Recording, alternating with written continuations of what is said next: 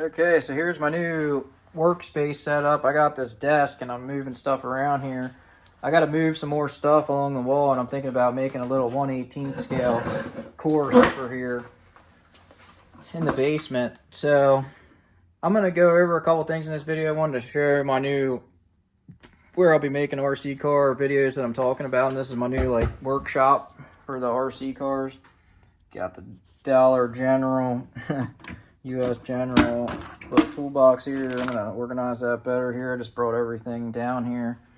So basically, in this video, I want to go over my Class 2 setup and what I'm doing with that. And I want to go over my Class 3 truck. And I'm going to go over my Class 3 truck and why, the things I need to change on that after I ran it one time. And here's my Class 2 body that no one really saw yet. That's a 66 F100 that's going to look really similar. I mean, it's the same body style as my real 64 F100 out there. It's even a short bed. And that's going to be my Class 2 body. So that's going to be cool, a cool build. And that's going to go on, there's F10 axles, but not that chassis or that chassis, which is what I'm going to go over first. So let me throw that out of the way. And so basically what happened here is, this is a carbon, my VRD carbon chassis. This is a Line Killa Black Sheep chassis. And it turned into, so basically I was like, well, I want to upgrade the chassis. I want to go with a little bit more forward skid, you know, because the VRD, that is the biggest downfall of it. The skid hangs down pretty low and it's not very far forward. It's kind of like mid skid basically. Little bit forward, but not a lot. So this chassis, I was like, wow, this will be nice. It's got more far forward skid and everything like that. And the guy was like, oh, it's a swap for a VRD carbon. And I'm like, well, that seems cool, you know. Everything should just bolt right on. It's supposed to bolt right on that you could use. Well, I tried everything, and this bolts on, lines up. These body mounts line up, and that's it. Nothing else fits. Not even the bumpers. The holes are off a little bit. So the main thing is the skid holes don't fit. So to fit this on here, what I'd have to do is wallow out these holes, or at least wallow out one of the holes, because it's like a half a hole off. Half of that hole. So it's like 1.5 millimeters off, which kind of defeats the whole purpose of swapping chassis. So you can see here, when that hole's lined up, this hole is about, hold on, where's it at? There. You can see that right there. You see how about half the hole is off? I'd have to grind out that much down in there. So, sorry for the shaky camera, but it's hard to hold all that. Anyway, long story short, the guys sent me a picture in there and said you could use the VFD trans without even doing a stubby kit with it.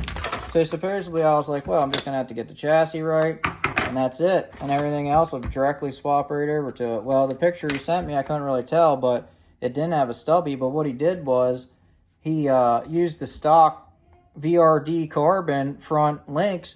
So the links are only supposed to be half that long to keep it forward skid. So basically it was like a mid skid, and it was a 13.5 wheelbase. So with them long links, it basically put the skid back to where the VRD carbon skid was and had no benefit at all at that point. And the wheelbase was 13.5, which who's going to run a 13.5 wheelbase in a Class 2 comp truck? Like, you can't even make any gates with that long of a wheelbase. That's like something to just go up climbs with and like a, you know, hardline truck only, not for comps. So basically, I had to get a stubby kit then. I was like, well, I'll do a stubby kit, and then the Hardcore RC links and for that chassis, and that'll be it. So I had to get rid of the Fusion, which is now in that, which I didn't really want to do. That was the whole point. I wanted to keep the Fusion and keep my transmission and everything I had already. So I had to get a stubby kit, and then I had to get a revolver, because you need one when you do a stubby kit. ESC, all that crap I had to get. So that was 2 or 3 things right there I didn't want to do because I was just trying to swap chassis. And other thing was then I went to figure out the skid and bolt that on and all that. That didn't line up, so the skid doesn't line up with the chassis. There's just so many things about this chassis that didn't work, and it was like, it's not even at all remotely close to being a swap at all. It's like a completely different chassis. It would be like taking a SCX-10 and trying to swap a VRD carbon into it. It might actually be easier to do that. Like, it's completely different. Nothing lines up, nothing works. So basically, I was like, I'm done with this chassis. So I got the Hardcore RC stainless lower links, titanium upper links. It was going to be a pretty solid truck. And now I'm just going to sell it as a setup to somebody that wants to build their own truck. I'm not walling out the frame holes and doing all that to it to run it.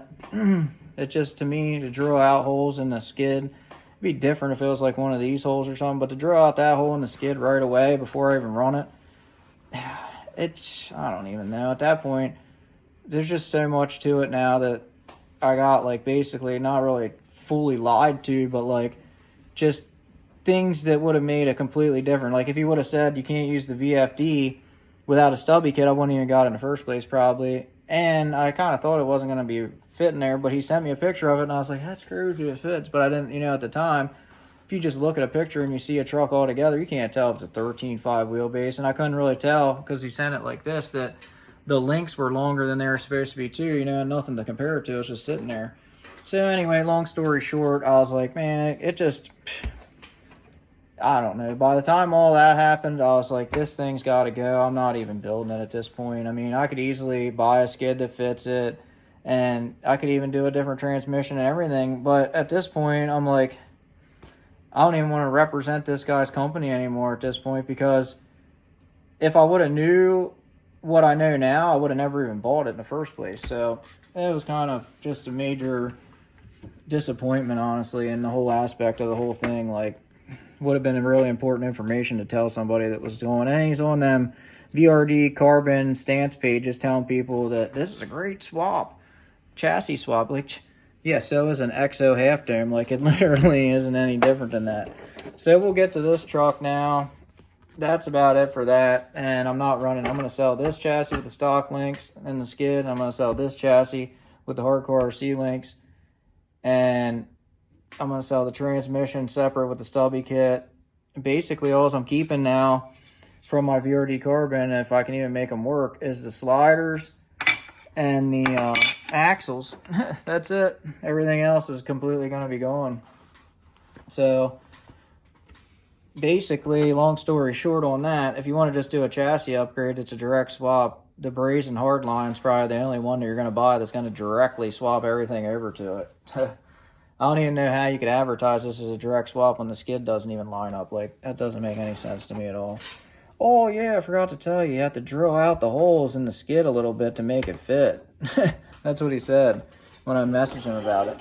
So, this truck here is my Class 3 truck. You'll have to stick around and see what a chassis I'm getting now. I already have one coming for that. I'm just going to sell all that stuff and get my money back. But I don't know, it's just frustrating at this point with that situation. So my Class 3 truck here is finished, basically. I took it out and ran it one time, and this truck actually is great. Besides, it needs more weight on the front axle. It doesn't climb as good as it should because it doesn't have enough unsprung weight on the front axle.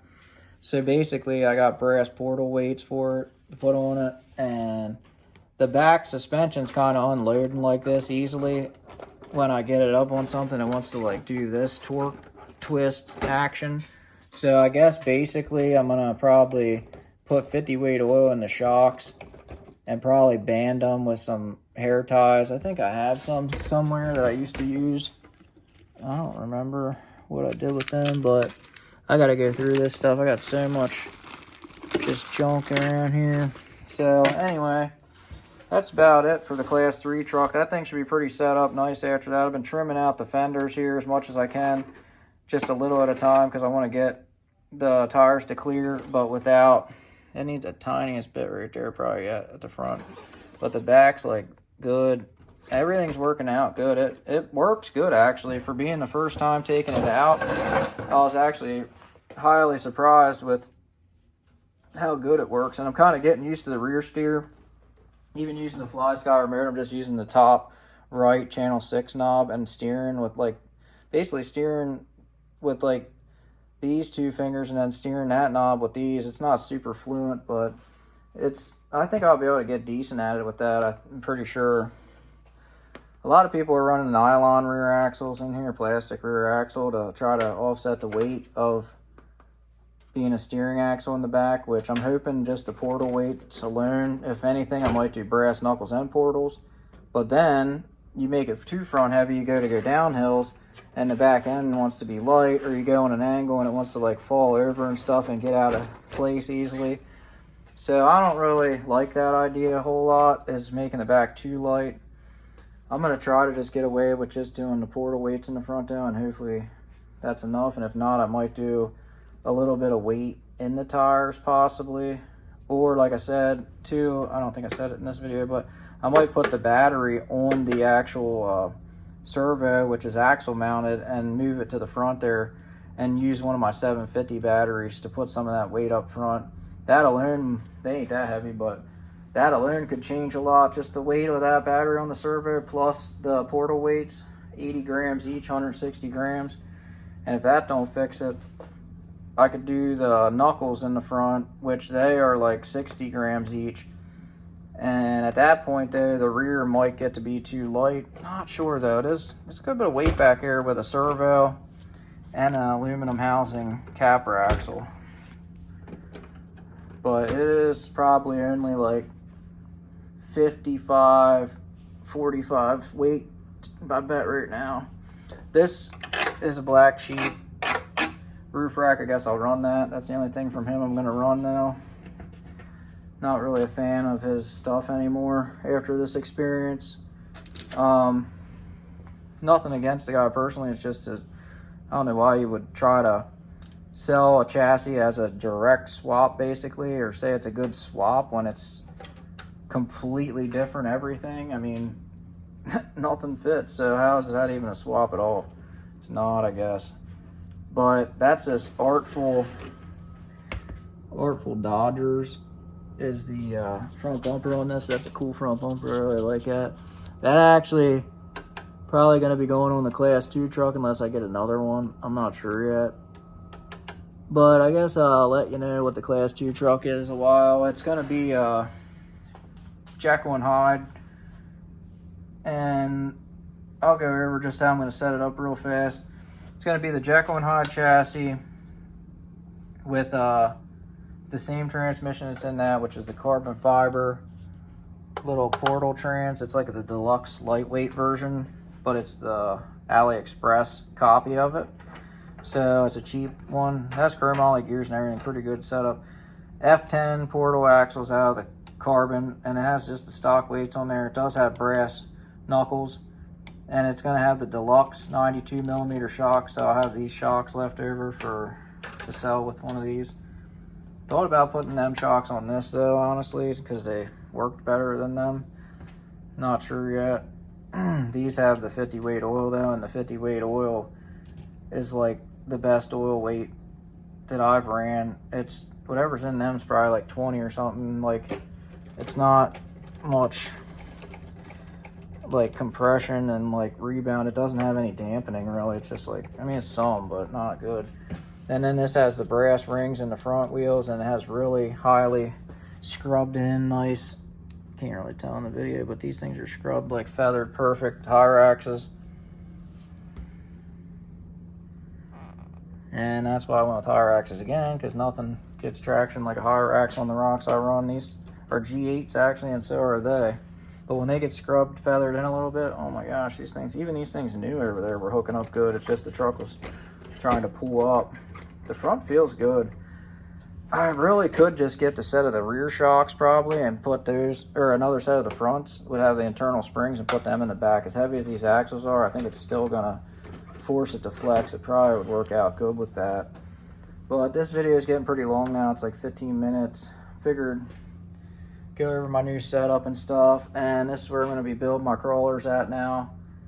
And I'm going to make a little course. I have about, I'll show you in the next video once I get it cleaned up, but I got probably a wall about 20 feet long, and I'm going to use probably drywall.